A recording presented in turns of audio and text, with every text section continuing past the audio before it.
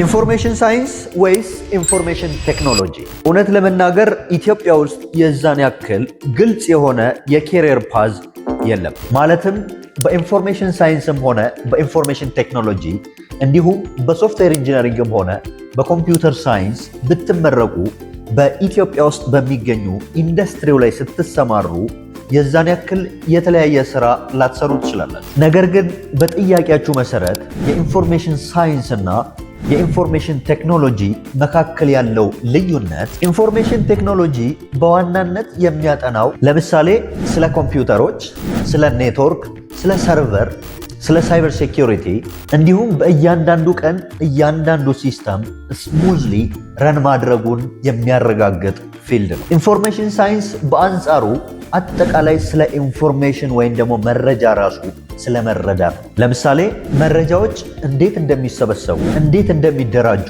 እንዴት እንደሚተነተኑና ለውሳኔ ሰጪ አካል እንዴት ዝግጁ ሆነው እንደሚቀርቡም ጭምር የሚያጠና የትምህርት ዝግጅት። ለምሳሌ ኢትዮጵያ ውስጥ የሚገኝ አንድ ባንክን ብንወስድ የዛ ባንክ ሲስተሙ ዳውን ሲያደርግ ሰርቨሩን ማኔጅ የሚያደርገው ኤቲኤሙ በትክክል መስራቱን የሚያረጋግጠው በእያንዳንዱ ብራንች ላይ ኔትወርኮቹ በትክክል ረን ማድረጋቸውን የሚያረጋግጠው ሙያተኛ ኢንፎርሜሽን ቴክኖሎጂ ወይም የአይቲ ሙያተኛ። በአንጻሩ ኢንፎርሜሽን ሳይንስ ደግሞ ወይም አይኤስ የምንለው አጠቃላይ የባንኩን ትራንዛክሽን ስለመተንተን፣ ፍራውድ ፓተርኖችን ዲቴክት ስለማድረግ፣ የብድር መረጃዎችን ስለመተንተን፣ የደንበኞችን ባህሪ ስለማጥናት፣ በባንክ ውስጥ እየተካሄደ ያለውን የመረጃ ፍሎውና አጠቃላይ እነኚህ የተሰበሰቡትን መረጃዎች ለውሳኔ ሰጪ አካል ዝግጁ ስለማድረግ የሚያጠናው ሙያተኛ አይኤስ ወይም ደግሞ ኢንፎርሜሽን ሳይንስ ነው።